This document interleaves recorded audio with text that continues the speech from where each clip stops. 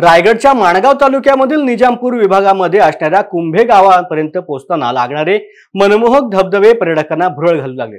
मात्र कुंभे धबधब्याच्या ठिकाणी कोणतीही बचाव यंत्रणा नसल्यामुळे हौशी पर्यटकांच्या अतिरेकपणामुळे अपघात घडत असून मुंबई येथून आलेल्या एका ग्रुपमधील अवनी कामदार नावाच्या मुलीचा आता धबधब्यामध्ये पडून मृत्यू झालाय। घटनेची माहिती कळताच माणगाव पोलीस आणि रेस्क्यू टीमने घटनास्थळी दाखल होत तरुणीचा शोध घेतला। तब्बल 6 तासांच्या रेस्क्यू नंतर अवनीला बाहेर काढण्यात यश आले।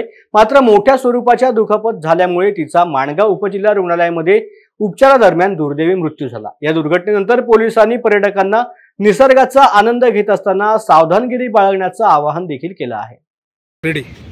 आज या ठिकाणी मुंबईवरून 5-6 मित्रमैत्रिणी एकत्र आले होते। त्यांच्यापैकी तन्वी जामदार नावाची ही जी मुलगी आहे 27 वर्षाची, ती सकाळी धबधब्याच्या आपल्या ह्या कठड्यावरनं खाली दरीमध्ये कोसळली। जवळपास 300-350 फुटावरती खाली कोसळली होती। आम्हाला माहिती मिळाली, तात्काळ आम्ही शेलार मामा रेस्क्यू टीम, सिस्कॅप, पोलार्डची टीम आणि दर्शनची, चिंतनची, महाडची टीम, या सगळ्या रेस्क्यू टीम्सला आम्ही इकडे कॉल केला।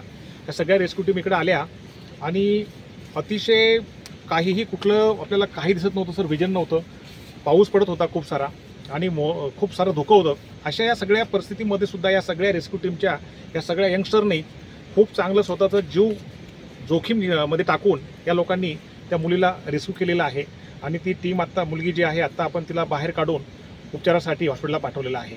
या ठिकाणी या सगळ्या टीमचं मी सर्वप्रथम अभिनंदन करतो की त्यांनी अतिशय महत्त्वाचं आणि खूप मोठं काम केलेलं आहे।